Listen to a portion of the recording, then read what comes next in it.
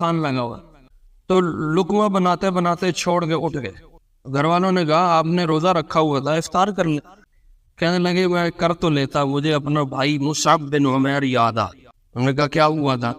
کہا احد کے دن میں مصعب کی لاش پڑی تھی رضی اللہ عنہ، اور ہمیں اس کا کفن نہیں مل رہا تھا. ایک چادر ڈھونڈ کے ملی، جب ہم اس کے سر والی سائڈ سے ڈالتے تھے تو پاؤں ننگے ہوتے تھے، پاؤں پہ ڈالتے تھے تو سر ننگا ہوتا تھا. اور آپ فرما رہے تھے کہ اس کے پاؤں والی طرف میں نا کچھ درختوں کے پتے جھاڑ کے وہ ڈال دو اور اس کو یوں ہی دفن کر دو. مجھے مصعب اپنا بھائی یاد آ گیا، میرے سے کھانا نہیں کھایا.